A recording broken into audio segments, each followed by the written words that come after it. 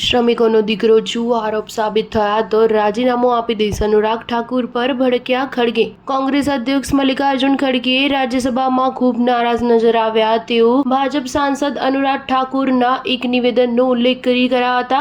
ઠાકુરે લોકસભામાં વકફ બિલ પર ચર્ચા દરમિયાન કર્ણાટકમાં થયેલા એક કૌભાંડમાં ખડગેનું નામ લીધું હતું। તેમણે કહ્યું કે જો આ આરોપ સાબિત થઈ ગયો તો તે રાજીનામું આપવા તૈયાર છે। ઠાકુરે આ નિવેદન માટે માફી માંગવી જોઈએ। ખડગેએ કહ્યું કે હું તૂટી જઈશ પણ ઝૂકીશ નહીં। જ્યારે ગૃહની કાર્યવાહી શરૂ થઈ તો ખડગેએ બોલવા માટે સમય માંગ્યો। તેમની સમગ્ર વાત સાંભળવામાં આવી।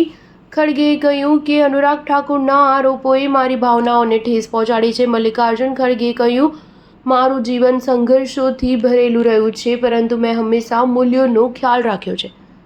કાલે લોકસભામાં ભાજપ સાંસદ અનુરાગ ઠાકુરે મારા વિરુદ્ધ પાયાવિહોણા આરોપ લગાવ્યા। મારા સહયોગીઓએ તેમના અપમાનજનક નિવેદનને પડકાર આપ્યો કે તે મારા વિરુદ્ધ આપવામાં આવેલા નિવેદનને પાછું લે, પરંતુ નુકસાન થઈ ચૂક્યું છે। મીડિયાએ તે નિવેદનને ઉઠાવ્યું। સોશિયલ મીડિયા પર પણ તેમનું નિવેદન ફેલાઈ ચૂક્યું છે। તેમના નિવેદનથી મારી છબી અને પ્રતિષ્ઠાને નુકસાન પહોંચ્યું છે। ખડગેએ કહ્યું કે રાજ્યસભામાં વિપક્ષના નેતા અને કોંગ્રેસ અધ્યક્ષ તરીકે હું અનુરાગ ઠાકુરના નિવેદન અને તેમના પાયાવિહોણા આરોપીને નિંદા કરું છું। આશા કરું છું કે તે પોતાના નિવેદન માટે માફી માંગશે। અનુરાગ ઠાકુર પોતાના આરોપોને ક્યારેય સાબિત કરી શકશે નહીં। જો તેમણે આરોપ સાબિત કરી દીધા તો હું રાજીનામું આપવા તૈયાર છું, અને જો તે આરોપ સાબિત ન કરી શક્યા તો તેમણે સાંસદના પદેથી રાજીનામું આપવું જોઈએ। હું મજૂરનો પુત્ર છું, હું મજૂર નેતા પણ રહ્યો છું અને કોંગ્રેસ અધ્યક્ષ છું।